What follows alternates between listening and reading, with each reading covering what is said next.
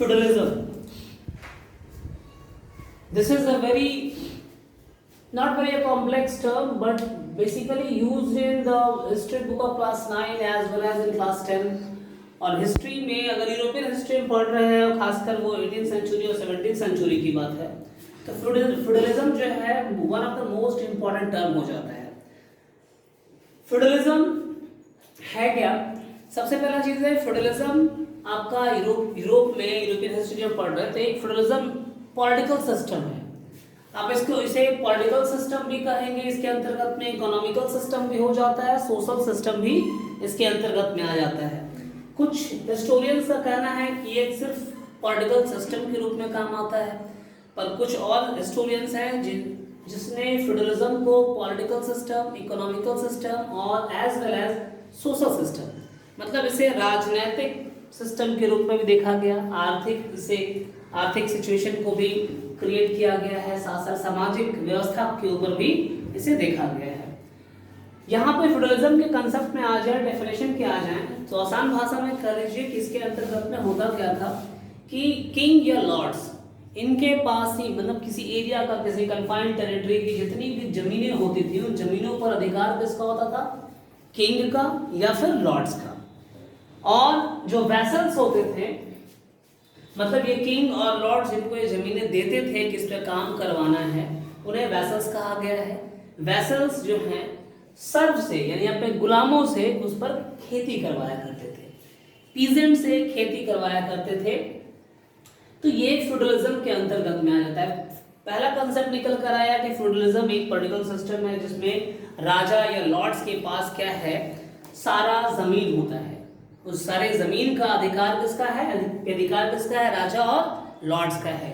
और जो वैसल्स है, वैसल्स के अंतर्गत में आपका नोबल्स आ जाता है जो अमीर व्यक्ति है, रिलीजियस लीडर्स भी आ जाएंगे तो चर्च उसमें आ जाएगा, और इसके अंतर्गत में नाइट्स, ये सब आपके वैसल्स का मेंबर है, पार्ट है, जो कि अपने गुलाम, सर्फ का मतलब होता है गुलाम, उन गुलामों से क्या करवाता है? उस जमीन पर खेती वगैरह करवाता है। अब ऐसा टर्म देखिए फ्यूडलिज्म, तो बिफोर 18th सेंचुरी के पहले टर्म था ही नहीं फ्यूडलिज्म। अलग अलग जगह में अलग अलग शब्द यूज किए जा रहे थे according to the time period. Feudalism जो है दो शब्द से बना हुआ है, एक फ्यूडल और दूसरा है इज्म। फ्यूडल शब्द जो है, अगर यूरोप की मेडिवल हिस्ट्री की बात करें तो फ्यूडल जो है मेडिएवल लैटिन वर्ड फ्यूडलिज से डेराइव किया गया है। फ्यूडलिज का मतलब होता है फ्यूडल स्टेट, ठीक है। स्टेट मतलब वास्ट एरिया ऑफ लैंड, संपत्ति कह लीजिए, ठीक है। स्टेट का मतलब क्या है? संपत्ति या वास्ट एरिया ऑफ लैंड। तो फ्यूडल का जो मतलब निकल कर आया वो निकल करके आ गया जमीन से जुड़ा हुआ फ्यूडल स्टेट से। इज्म का मतलब होता है फिलॉसफी, तो फ्यूडल स्टेट से जुड़ी हुई जो फिलॉसफी है दैट इज कॉल्ड फ्यूडलिज्म। अगर इंग्लिश में आ जाए तो फ्यूडलिज्म जो वर्ड है वो क्या है? एडजेक्टिव है। क्लियर? सो पाउज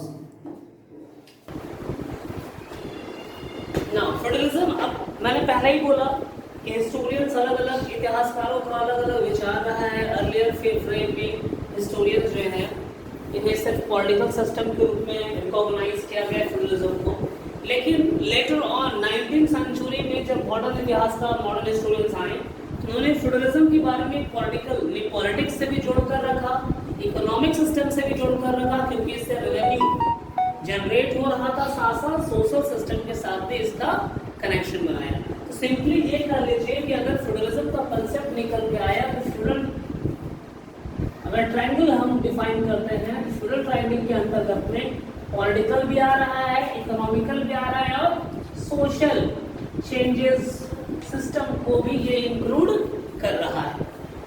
अब ना सबसे पहला चीज है यूरोप में फ्यूडल सिस्टम जो स्टार्ट हुआ है वो खासकर वेस्टर्न यूरोप में स्टार्ट हुआ था during 9th century, and by that time western Europe में जिसका एम्पायर था, जिसका शासन था, वो उस डायनेस्टी का नाम था कैरोलिंगियन एम्पायर।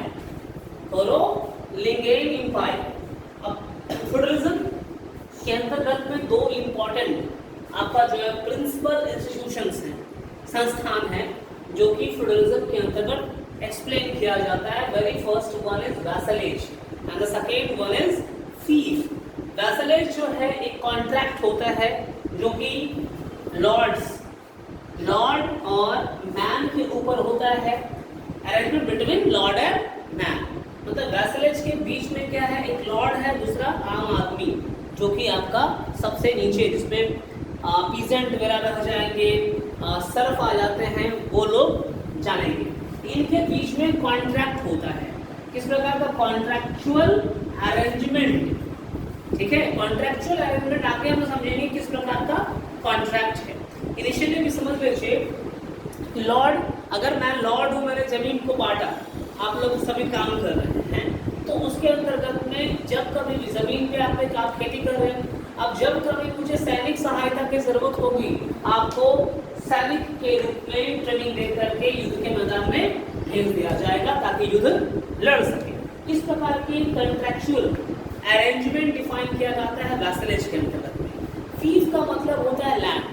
जितनी भी जमीन जो लॉर्ड्स को दिया गया है, ठीक है, उस कॉन्ट्रैक्चुअल यूनिट के अंतर्गत में उसे कहा गया फीफ कहा जाता है। क्या कहा जाता है? फीफ।